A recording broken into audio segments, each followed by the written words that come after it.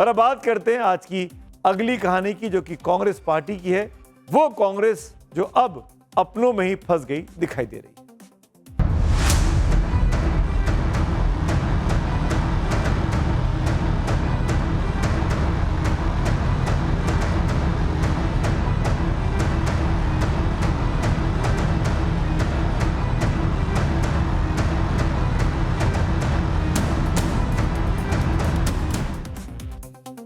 कांग्रेस के नेता राहुल गांधी, जो कि लोकसभा में विपक्ष के भी नेता हैं, वो दिल्ली में मोमेंटम बनाते हैं, लेकिन राज्यों में जाते जाते कांग्रेस की हवा उनके अपने ही निकाल देते हैं। या ये कहिए कि संसद में सरकार की घेराबंदी करने वाले राहुल गांधी कांग्रेस जब चुनावी राज्यों में जाती है तो अपनों से ही घिर जाती है।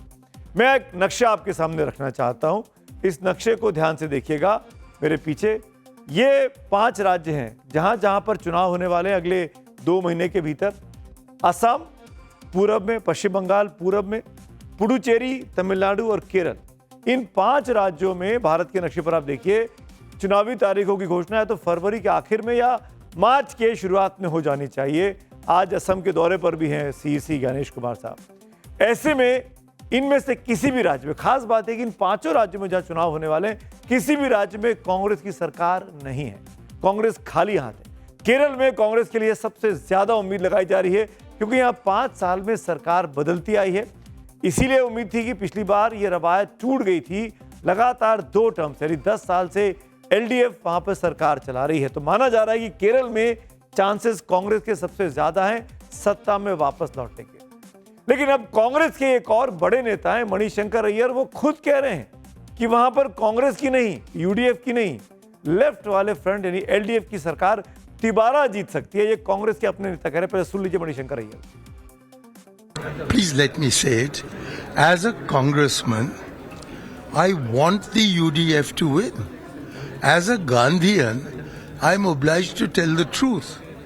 If anybody had listened to Mrs. Mary Joseph yesterday and her listing of the achievements of the Pinarayi government, anyone had listened to Shri V.K. Ramachandran yesterday and his listing of the governments, since the people of Kerala are the most intelligent people in India except for the Tamils, I can only say that such an intelligent people can only elect the Pinarayi government because the Congress is a herd of competing scorpions. Congress party की हालत देख के एक शेर याद आता है। दिल के फफोले जल उठे सीने के दाग से, घर कोई आग लग गई घर के चिराग से। राजनीति के न जाने किस गुप्त तहखाने से अचानक अय्यर साहब का बयान अब कांग्रेस के लिए एक झटका साबित हो रहा है। कांग्रेस के नेता भले ये कह रहे हैं कि अय्यर का ये निजी बयान है, लेकिन कांग्रेस को झटका तो लगा है।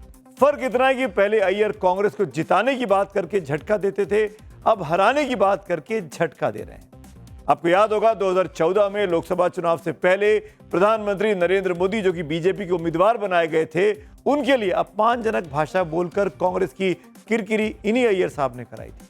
लेकिन अब कांग्रेस की किरकिरी उसके नेता राहुल गांधी पर सवाल उठाकर कर रहे हैं। जिंदगी भर नेहरू गांधी परिवार की जय जयकारी करने वाले मणिशंकर अय्यर के इस बयान को पहले सुनिए कि राहुल गांधी के लिए आज वो क्या कहते हैं। So, if I'm being kicked out, it's because I am a Gandhian, I am a Nehruvian, I am a Rajivian, but I am not a Rahulian. I am not a Rahulian, यानी मैं राहुलवादी नहीं हूं, राजीववादी हूं, गांधीवादी हूं, नेहरूवादी हूं। कुछ समय पहले ही अय्यर ने राजीव गांधी के प्रधानमंत्री बनने को लेकर कहा था कि उन्हें आश्चर्य हुआ था। आज वो खुद को राजीववादी तो कह रहे हैं, लेकिन राहुल गांधी से दूरी बना रहे हैं। इस कांग्रेसी सिर फुटफल के बीच अय्यर की एक बात तो सही है कि केरल कांग्रेस में सब कुछ ठीक नहीं है। All is not well. Kerala में राहुल गांधी के करीबी केसी वेणुगोपाल और शशि थरूर के बीच तनातनी जग जाहिर है। दूसरी तरफ विपक्ष के नेता वीडी सतीशन और शशि थरूर में भी नहीं बनती है। और तीसरी तरफ कांग्रेस के अंदरूनी झगड़ों से कांग्रेस की सहयोगी इंडियन यूनियन मुस्लिम लीग को भी लगता है कि फिर से नुकसान पूरे गठबंधन को हो सकता है। वैसे 7 फरवरी को राहुल गांधी और मल्लिकार्जुन खड़गे से शशि थरूर की एक 1-to-1 आप कह सकते हैं मुलाकात के बाद ये उम्मीद लगी थी कि केरल कांग्रेस एकजुट दिखेगी। हालांकि आज कांग्रेस में राहुल गांधी के सबसे करीबी नेता केसी वेणुगोपाल को माना जाता है, लेकिन मणिशंकर अय्यर अपनी सारी मर्यादा भूलकर उनको गाली देने पर उतर आए। Is Pawan Khera or even C. Venugopal going to determine whether or not I am in the Congress? The fact is, there is only one person who can kick me out of the Congress, and that is Mallikarjun Kharge. And to the best of my knowledge and belief, it is the words used by a criminal in a dock. To the best of my knowledge and belief, Mr. Kharge has not expelled me from the party. Manishankar Iyer अपने आप को कांग्रेसी बोल रहे हैं। ये वो मणिशंकर अय्यर है जो तमिलनाडु से आते हैं लेकिन केरल की राजनीति के बारे में टिप्पणी कर रहे हैं, और ये वो मणिशंकर अय्यर हैं जो कल तक खुद को गांधी परिवार का करीबी कहते थे, आज राहुल गांधी का करीबी नहीं मान रहे। और यहां तक कि इतनी बेहुदा टिप्पणी की, इतने पढ़े लिखे डिप्लोमेट रहे मणिशंकर अय्यर ने केसी वेणुगोपाल के बारे में कि हमको बीप लगानी पड़ी। वहां पर वो शब्द हम आपको नहीं सुना सकते।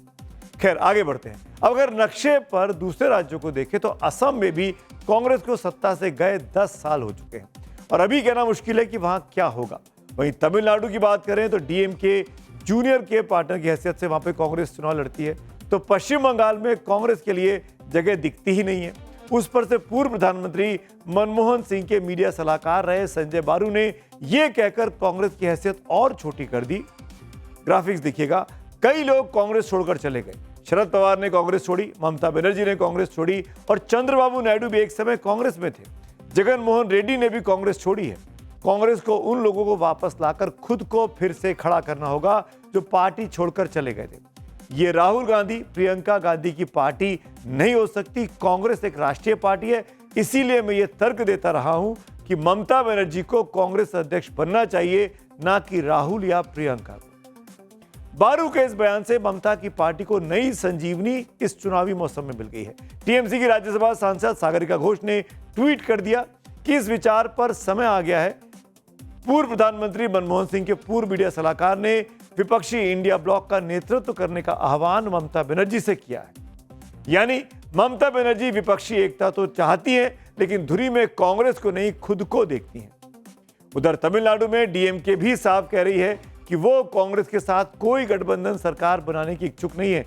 चुनाव साथ लड़ेगी लेकिन गठबंधन की सरकार नहीं बनाएगी। यानी कांग्रेस के साथ गठबंधन तो रहेगा, जीत मिली तो सरकार गठबंधन की नहीं डीएमके की बनेगी अगर उसके पास पूरे नंबर हुए, जैसा कि अभी चल रहा है। डीएमके के रुख से साफ है कि उससे कांग्रेस का कोई आधार तमिलनाडु में नहीं दिखाई देता है, जैसा दावा कांग्रेस के सांसद मणिकम टैगोर करते आए। Congress is run by the president of the TNCC. He had become an MP with our support only.